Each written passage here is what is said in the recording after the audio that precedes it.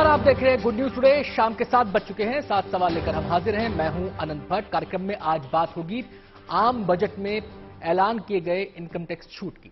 वित्त मंत्री निर्मला सीतारमण ने आज 9 साल बाद टैक्स में राहत का बड़ा ऐलान किया। इससे किसको कितना फायदा पहुंचेगा, आज हम इसी पर चर्चा करेंगे। हमारे तमाम सवाल इसी से जुड़े हुए होंगे। सवालों पर नजर डालें उससे पहले हम आपको बता दें, हमने 3 खास मेहमान आज आमंत्रित किए हैं आपके हर सवाल का जवाब देने के लिए। मेहमानों से परिचय आपका करा दें। विनय तिवारी हमारे साथ मौजूद रहेंगे जो कि इन्वेस्टमेंट एडवाइजर हैं। इसके अलावा हमारे साथ मौजूद रहेंगी आस्था जैन जो कि टैक्स एक्सपर्ट हैं, और हमारे साथ अर्थशास्त्री रुचिका भगत भी मौजूद रहेंगी। तीनों मेहमानों से सवाल जवाब के सिलसिले को आगे बढ़ाएंगे, लेकिन उससे पहले नजर डाल लेते हैं अपने पहले सवाल पर। और हमारा सवाल ये रहा आपके सामने, बजट में टैक्स छूट के ऐलान से किसको कितना फायदा होगा। वित्त मंत्री निर्मला सीतारमण आज इनकम टैक्स में 7 लाख रुपए की छूट का ऐलान लेकर पहुंची अपने बही खाते में। ये छूट नई टैक्स रिजीम के तहत मिलेगी।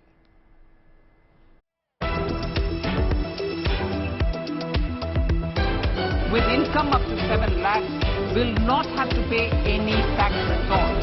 Honorable Speaker, sir, with these words, I commend the budget to its authors.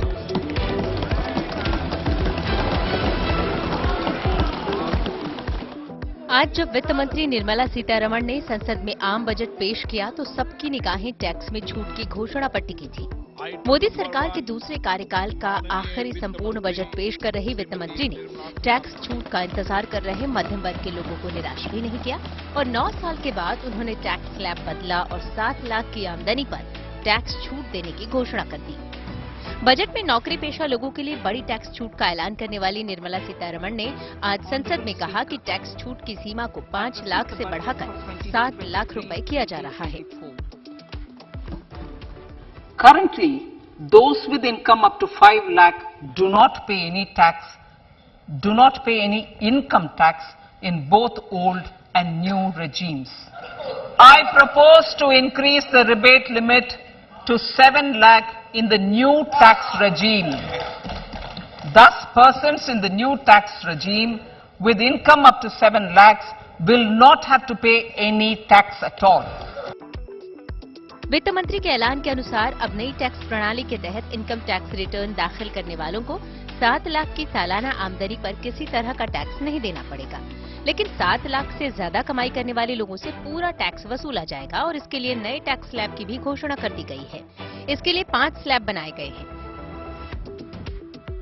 3 lakh रुपए तक की आमदनी पर 0% टैक्स रखा गया है। 3 से 6 लाख रुपए इनकम पर 5% टैक्स लगेगा। 6 से 9 लाख रुपए आय पर टैक्स की दर 10%, 9 से 12 लाख रुपए पर 15%, 12 से 15 लाख रुपए तक 20% और 15 लाख से ऊपर आय पर 30% रहेगी। वित्त मंत्री के मुताबिक मध्यम वर्ग को इस टैक्स छूट का फायदा मिलेगा। For whom I propose to extend the benefit of standard deduction to the new tax regime, each salaried person with an income of 15.5 lakh rupees or more will thus stand to benefit by 52,500 rupees. पुराने tax regime में कोई बदलाव नहीं किया गया है, और जो लोग पुराने टैक्स रिजीम से टैक्स भरना चाहेंगे उन्हें इस छूट का लाभ नहीं मिलेगा।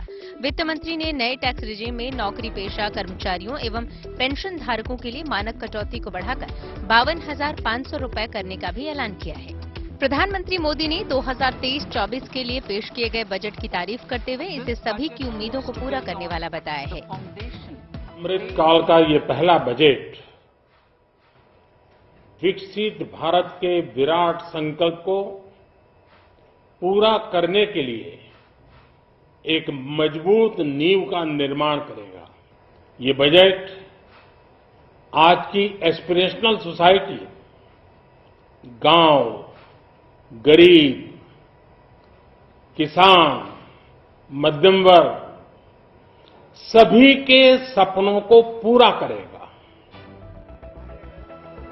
2014-15 के बाद पहली बार इनकम टैक्स स्लैब में बदलाव की घोषणा हुई है, और वित्त मंत्री के इस ऐलान के बाद महंगाई की मार झेल रहे मध्यम वर्ग के करदाताओं को राहत मिलने की उम्मीद है। Bureau report, good news today. वित्त मंत्री निर्मला सीतारमण ने एक मुश्त टैक्स छूट का ऐलान तो किया ही है, इसके साथ ही नई टैक्स रिजीम के तहत नए स्लैब्स की घोषणा भी कर दी है। ऐसे में सबके मन में सवाल है, आखिर टैक्स का कैलकुलेशन कैसे होगा। नजर हमारे दूसरे सवाल पर, और हमारा सवाल है, नए सिस्टम में किसे कितना देना होगा टैक्स। हम सीधे रुख कर सकते हैं। हमारे साथ 3 खास मेहमान मौजूद हैं, जैसे कि मैंने आपको बताया था। आस्था जैन हमारे साथ मौजूद हैं, इसके अलावा रुचिका भगत हमारे साथ हैं और विनय तिवारी भी हमारे साथ मौजूद हैं। हम सीधे रुख करेंगे विनय तिवारी का। विनय जी, किसे कितना टैक्स देना होगा, नया सिस्टम जो ऐलान हुआ है, 7 लाख की एक मुश्त छूट का ऐलान हुआ है इसमें।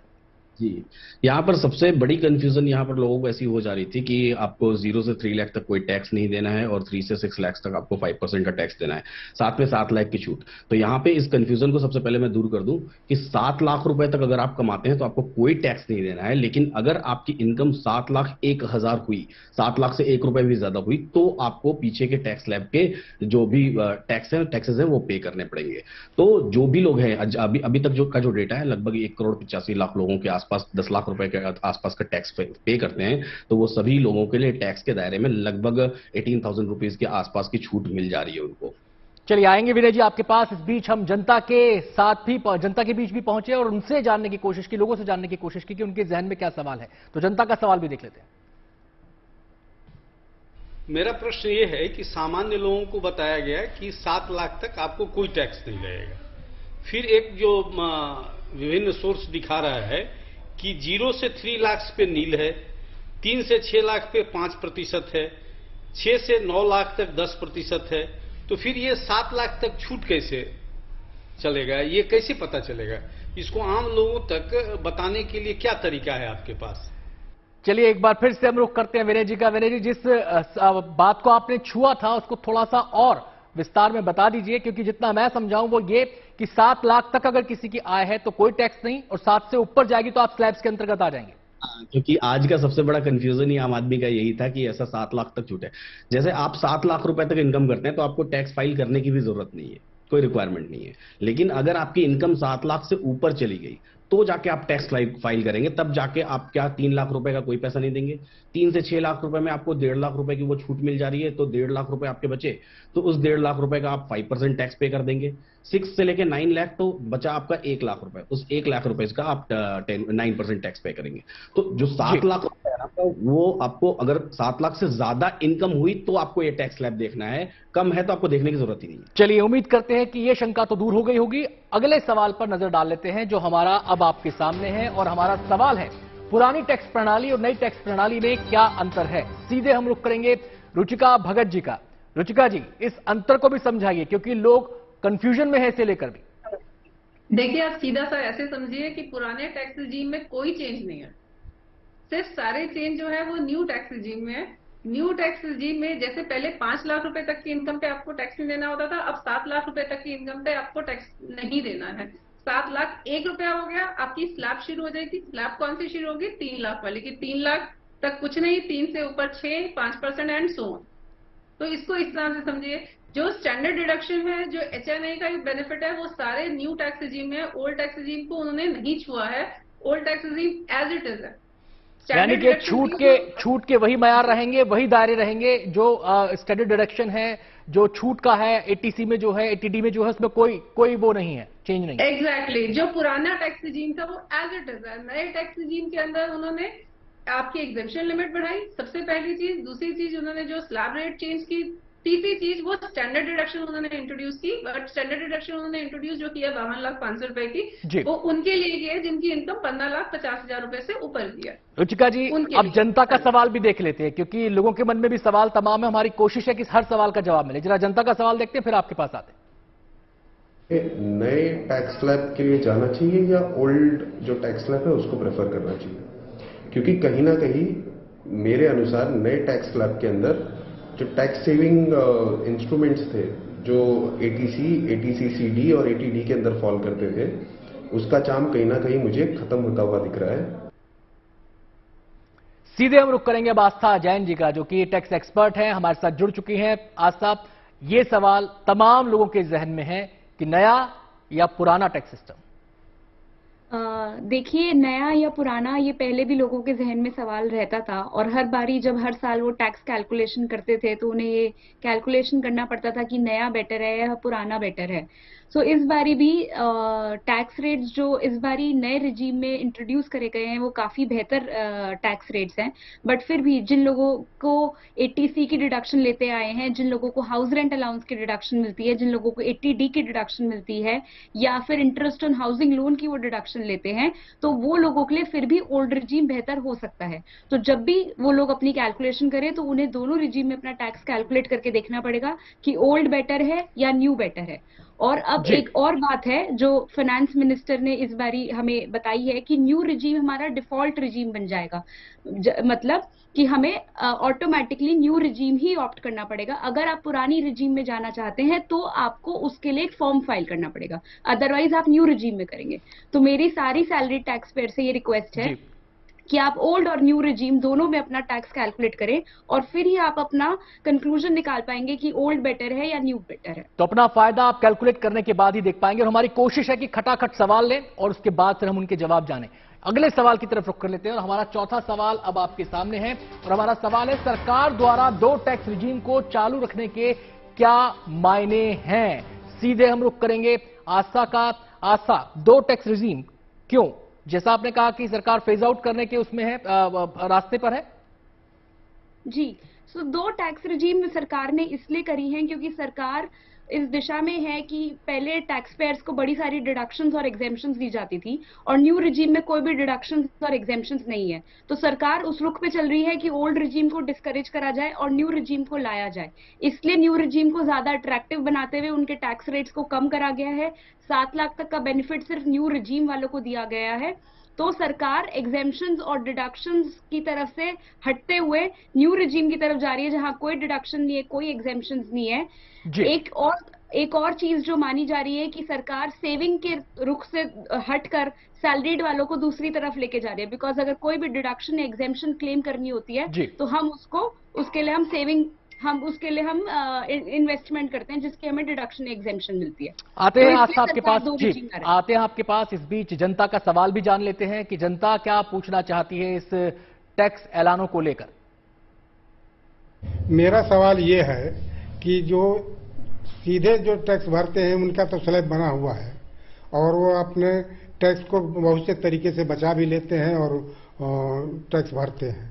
लेकिन जो आम आदमी, गरीब आदमी जो हर वस्तु पर, हर चीज पर जो है टैक्स देता है और महंगाई दिनों दिन बढ़ती जा रही है, तो क्या इसमें कुछ टैक्स, आम वस्तुओं पर टैक्स में छूट आएगी जिससे आम आदमी को भी जो है राहत मिले?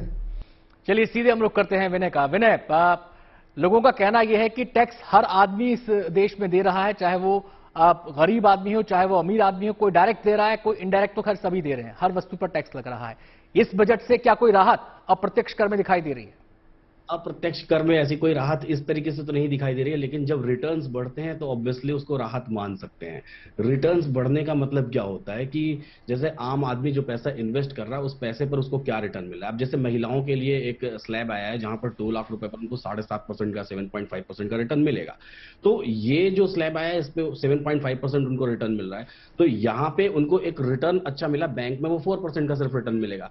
तो ये रिटर्न भी एक तरीके से गवर्नमेंट ने वापस कर दिया उनको पैसा, कुछ पैसा रख के। जैसे एक और चीज लॉन्च की गई, नगर निगम के बॉन्ड्स। तो ये नगर निगम के बॉन्ड्स भी अच्छे रिटर्न देंगे रेदर देन द बैंक्स।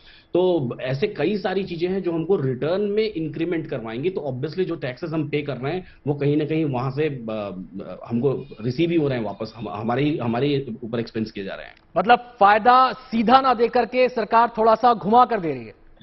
बिल्कुल, और ये जरूरी भी है। इससे सरकार के पास पैसा डेवलपमेंट करने के लिए आता है और आम आदमी का ही डेवलपमेंट होता है वहां पे, और इससे सरकार का लॉक इन पीरियड भी मिलता है। खैर, अगले सवाल की तरफ रुख कर लेते हैं। वित्त मंत्री ने इस बार नए टैक्स सिस्टम में छूट का दायरा बढ़ाया है। स्लैब्स की संख्या को 7 से घटाकर 5 कर दिया है। इनके अलावा नई टैक्स रिजीम के तहत 50,000 की स्टैंडर्ड डिडक्शन को भी शामिल किया गया है। नजर हमारे 5वें सवाल पर जो रहा आपके सामने, और सवाल है, नए टैक्स सिस्टम में स्टैंडर्ड डिडक्शन शामिल करने से किसको फायदा होगा? रुचिका जी का यहां पर रुख कर लेते हैं। ये जो स्टैंडर्ड डिडक्शन की बात नए टैक्स रिजीम में की गई है, ये इस बार ऐलान किया गया है। पहले नए टैक्स रिजीम में ये स्टैंडर्ड डिडक्शन का कॉन्सेप्ट नहीं था। इसके पीछे सोच क्या है और इसका लाभ किसको मिलेगा? देखिए, जब 2 टैक्स रिजीम थे तो ज्यादा से ज्यादा लोग जो थे वो ओल्ड टैक्स रिजीम में जा रहे थे। न्यू टैक्स रिजीम में हार्डली 2% थे जो रिटर्न फाइल करते थे, जिनको कोई डिडक्शन एग्जम्पशन क्लेम नहीं करनी होती थी। तो सरकार अब चाहती है कि ज्यादा से ज्यादा लोग जो है वो न्यू टैक्स रिजीम के अंदर कवर हो, और शायद धीरे धीरे उनकी मंशा ये भी है कि अगले 1-2 सालों में ओल्ड टैक्स रिजीम को वो बिल्कुल ही हटा देंगे। तो क्योंकि वो चाहती है कि नए टैक्स रिजीम में सारे आए, तो इसीलिए ये जो स्टैंडर्ड डिडक्शन का कंसेप्ट है, जो पहले न्यू टैक्स रिजीम में नहीं था, अब उन्होंने इंट्रोड्यूस किया सिर्फ उन लोगों के लिए जिनकी सैलरी जो है वो 15,50,000 से ऊपर की है। उनको 52,500 रुपए की स्टैंडर्ड डिडक्शन मिलेगी। अगर आपकी सैलरी 15,50,000 से कम की है तो आपको स्टैंडर्ड डिडक्शन नहीं मिलेगी इसके अंदर। जी, सीधे हम लोग करेंगे आस्था का। आस्था, इसके पीछे शायद एक ये भी सोच रही, क्योंकि जब नई रिजीम की बात हो रही थी, जब लोग इसको कैलकुलेट करने के लिए बैठे, तो लोगों का कहना यह है कि 7 से ऊपर अगर आप गए तो आपको कोई बेनिफिट ही नहीं है, तो हायर इनकम ग्रुप को इसमें घाटा होगा। शायद उसको कुछ हद तक संभालने की कोशिश है यहां पर। हाँ जी, स्टैंडर्ड डिडक्शन इस बारी 7 लाख से ऊपर अगर होगा, मतलब 15.5 लाख जो उन्होंने बताया, उसके अगर ऊपर होगा तो आपको ये स्टैंडर्ड डिडक्शन 50,000 की मिलेगी, 52,500 की जो हमारे फाइनेंस मिनिस्टर ने कहा है। तो अगर आपका ज्यादा टैक्स है तो आपको ऑब्वियसली ज्यादा टैक्स देना पड़ेगा। अगर आपका अप टू 7 लाख है तो कोई टैक्स नहीं है। जैसे ही 7 लाख से ऊपर जाएंगे तो 3 लाख से स्लैब शुरू हो जाएंगे। जी, और ये जो स्टैंडर्ड डिडक्शन का कॉन्सेप्ट दिया गया है इस बार के टैक्स रिजीम में, ये क्या माना जाए कि ये 0 to 3 जो 0 है, ये +50 होगा, 3 + 50 होगा ना, 3.5 हो जाएगा? हाँ, तो इसका मतलब ये है कि फॉर एग्जांपल किसी सैलरीड इंसान की सैलरी है 10 लाख रुपए, तो उसका एक तरीके से उसमें से -50,000 स्टैंडर्ड डिडक्शन हो जाएगी, तो आपको जो टैक्स देना है वो 9.5 लाख रुपए पे देना है। तो आपका जब टैक्स स्लैब्स आप कैलकुलेट करेंगे तो 9.5 लाख के हिसाब से करेंगे। मतलब आपका up to 3 lakh nil, 3 to 6 आपका 5% लगेगा, 6 to 9 आपका 10% लगेगा, और 50,000 पर आपका 15% टैक्स रेट लगेगा। चलिए, आपके पास लौटते हैं, बने रहिए हमारे साथ। नजर हमारे अगले सवाल पर हम डाल लेते हैं, और हमारा सवाल है, नई प्रणाली में टैक्स स्लैब बदलने से नौकरी पेशा वाले लोगों पर कितना असर पड़ेगा? ये सबसे बड़ा सवाल है, क्योंकि लोग इस दुविधा में हैं, नया या पुराना। अगर कोई पुराने से नए में जाता है तो कितना असर पड़ेगा विनय? से नए में जाता है तो असर ऑब्वियसली उसको लगभग मेरे हिसाब से 10 लाख रुपीस तक के अगर स्लैब में है तो 14,000 रुपए तक के आसपास की बचत होनी चाहिए, कहीं इसी के आसपास। और जो 10 लाख रुपए से ऊपर के स्लैब में है उनके लिए फायदा यहाँ पर यह है कि सेस जो है वो 37% से 25% तक जो सरचार्ज है उसको कम कर दिया गया है, तो वहां बेनिफिट मिलना है। तो कुल मिला जुला के गवर्नमेंट जब नई पॉलिसी बनाती है, टैक्स स्लैब चेंज करती है, तो उसको बहुत सोच में, ऑब्वियसली चीज है कि सिंपल सी चीज है, अगर टैक्स फिलअप करना है, अगर नॉर्मल बात करें तो किसी को अपना सिंपल सी चीज प्रोडक्ट बेचना है तो ऑफर तो अच्छे रहेंगे। तो ऑब्वियसली ऑफर अच्छे हैं और यहाँ विन विन सिचुएशन है, पब्लिक के लिए भी विन विन सिचुएशन है और गवर्नमेंट के लिए भी विन विन सिचुएशन है। तो धीरे धीरे वो पुराना टैक्स स्लैब खत्म ही हो जाएगा और नया टैक्स स्लैब पर लोग ऑटोमेटिकली खुद ब खुद आ जाएंगे, उनको बेनिफिट्स दिखने लगेंगे। आस्था विनय ने बताया कि 14,000 का असर पड़ेगा, फर्क पड़ेगा। तो ये 14,000 पुराने से अगर नए में स्विच करते हैं लोग, तो ये उनके फायदे में है या उनको ज्यादा देना पड़ेगा या कम देना पड़ेगा? इसको जरा समझना चाहते हैं, 14,000 के अंदर को।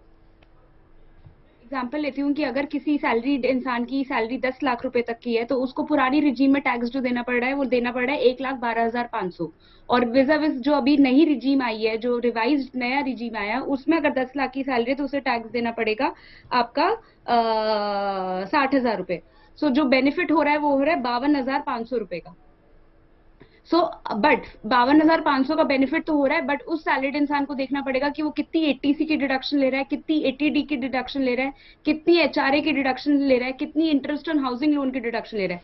अगर ये आपने जो टैक्स कैलकुलेशन किया है आस्था, ये टैक्स कैलकुलेशन विदाउट डिडक्शंस आपने किया है कि हम पूरी विदाउट डिडक्शन? जी, क्योंकि नई रिजीम में कोई डिडक्शन नहीं है, पुरानी रिजीम में डिडक्शन है, बट पुरानी रिजीम में कितनी किसको डिडक्शन मिल रही है केस टू केस रहेगा। मतलब वही वाली बात है कि पहले हम कैलकुलेट करवा लें अपनी तमाम डिडक्शंस को लेकर, उसके बाद ही इसके बारे में सोचें।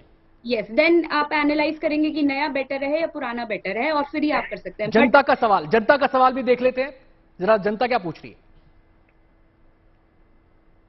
मैं एक छोटा व्यापारी हूँ, मेरी किराने की शॉप है, तो मैं पूछना चाहता हूँ कि इस बजट के अंदर हम जैसे छोटे मिडिल क्लास लोगों का क्या फायदा हुआ है?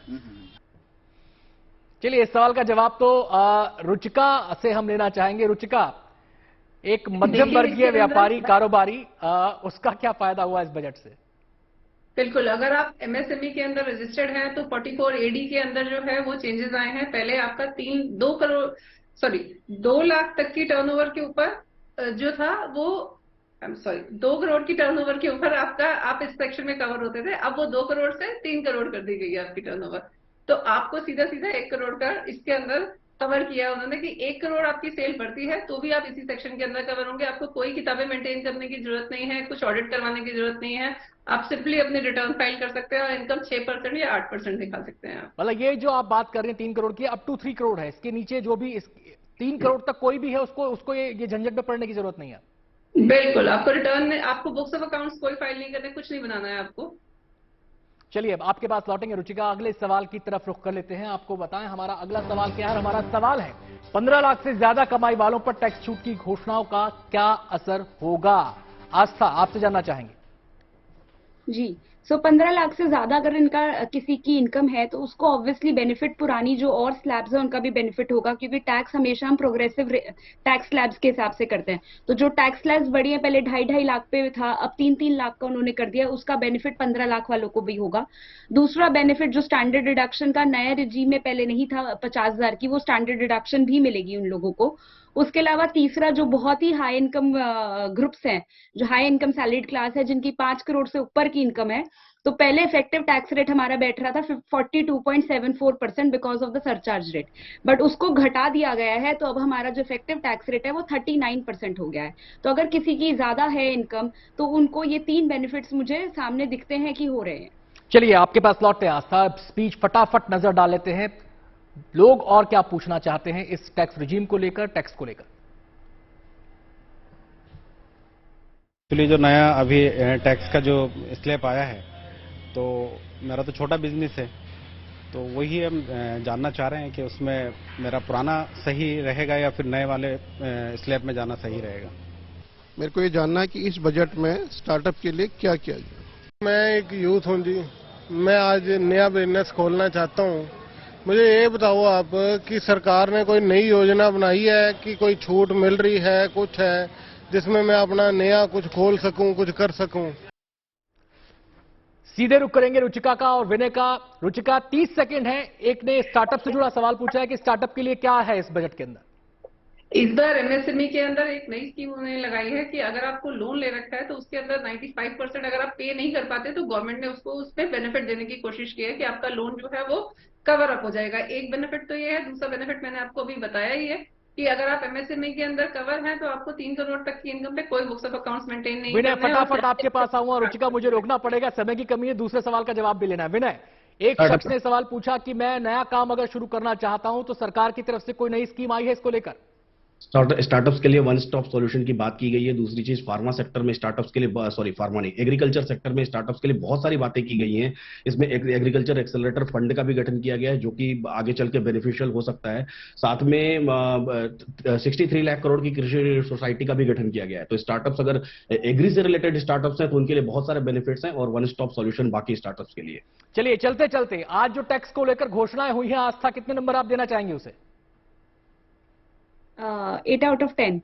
बहुत बहुत शुक्रिया तमाम मेहमानों का। विनय बहुत शुक्रिया आपका, रुचिका आपका भी और आस्था आपका भी। उम्मीद करते हैं कि तमाम सवालों के जवाब आपको मिल गए होंगे, हमारी कोशिश सार्थक रही होगी।